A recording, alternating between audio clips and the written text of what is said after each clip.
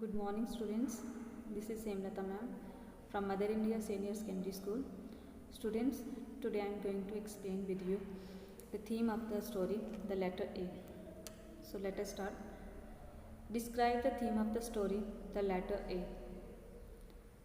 The lesson, the letter A, is based on the theme that it is possible to achieve the impossible with faith and supports from one's family. कहते हैं ये जो letter ए है story, ये हमें क्या बताती है, इसका जो थीम है ये किसके ऊपर बेस्ड है। तो कहते हैं कि अगर किसी फैमिली की सपोर्ट हो तो हम किसी भी इम्पॉसिबल चीज़ को हम पॉसिबल कर सकते हैं, मतलब उस चीज़ को हम अचीव कर सकते हैं। बट ये कि फैमिली की सपोर्ट यहाँ पे होनी चाहिए और आप उसमें फेथ होना चाहिए आपका। This theme is reflected in the story of the author. कहते हैं कि ये जो थीम था ये हमें रिफ्लेक्ट करता है the story of the author, कि ऑथर की जो स्टोरी थी उसी के ऊपर।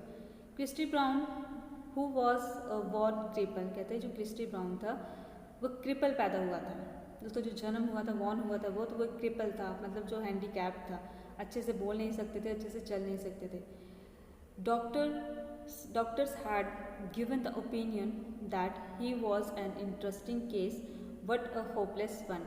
कहते हैं कि जो डॉक्टर्स थे प्लस जो स्पेशलिस्ट थे जहाँ पे उसके पेरेंट्स उसको लेके जाते थे, वो कहते वो हमेशा ये डिक्लेयर करते थे कि ये क्या है, एक इंटरेस्टिंग केस तो है बट ये एक होपलेस केस है। होपलेस मीन्स कि ये ठीक नहीं हो सकता।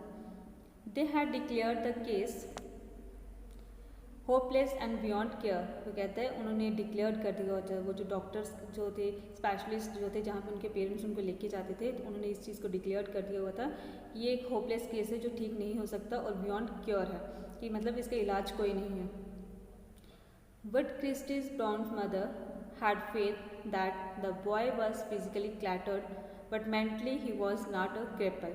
वो कहते हैं कि बट जो क्रिस्टी ब्राउन की मदर थी उसको हमेशा यही फेथ था कि जो मेरा बेटा है वो फिज़िकली फिट नहीं है लेकिन वो मेंटली फिट है, मतलब वो फिज़िकली हैंडीकैप्ड है लेकिन वो मेंटली रिटार्डेड नहीं है। उसकी मदर को ये फेथ था।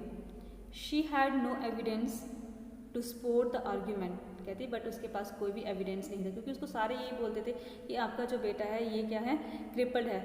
वो कहती थी कि हाँ ये फिजिकली मतलब क्रिपल्ड तो है लेकिन ये मेंटली क्रिपल्ड नहीं है। तो इस चीज़ का उसके पास कोई भी एविडेंस नहीं था। Up to the age of 5 years, वो कहते हैं कि जब वो 5 years की एज तक Christy showed no sign of intelligent, कि उसने इंटेलिजेंट का कोई भी साइन नहीं दिया, मतलब उसको कुछ भी कहते थे उसको कुछ समझ नहीं आता था।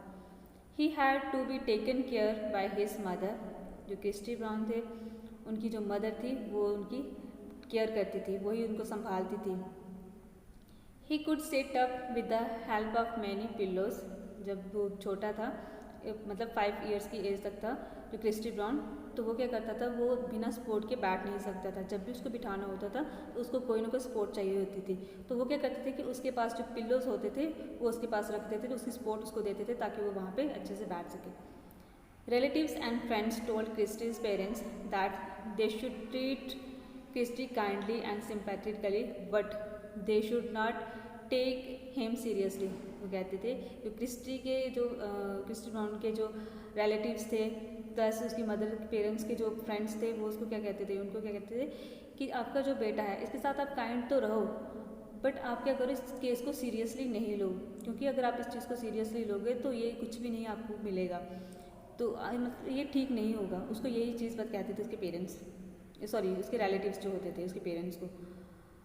But the mother was determined to prove that he was not mentally a crippled, कहते हैं लेकिन उसकी जो मदर थी उसने डेटरमाइंड की, उसने प्रूव कर दी ये चीज़ कि ये क्या है, मेंटली क्रिपल्ड नहीं है क्रिस्टी ब्राउन के लिए, क्योंकि उसकी मदर को यही फेथ था कि जो मेरा बेटा है वो बिल्कुल सही है, उसको कुछ भी मतलब इस तरह से नहीं है, मेंटली वो नहीं मतलब क्रिपल्ड नहीं है बट वो फिजिकली क्रिपल्ड है लेकिन वो मेंटली ठीक है। इस चीज़ के प्रूफ जो थे उसकी मदर ने कर दिया था। The opportunity came and he learned to write by holding a chalk tightly between the toes of his left foot। कहते हैं अपॉर्चुनिटी अब आई उसके पास और उसने लर्न किया, उसने सीखा टू राइट बाय होल्डिंग, कैसे लिखना था, by holding a chalk tightly between the toes of his left foot, और उसने अपने लेफ्ट फुट के जो टोज थी उसके बीच में उसने चॉक डाल के लिखना स्टार्ट कर दिया। मतलब उसकी मदर जो थी, इस पर यही हमें बताने की कोशिश करते हैं कि उसकी मदर जो थीम हमें देता है कि उसकी मदर का जो फेथ था, उसके पेरेंट्स का जो फेथ था उसके ऊपर, उसकी वजह से उसने जो इम्पॉसिबल चीज़ थी उसको भी उसने पॉसिबल कर दिया।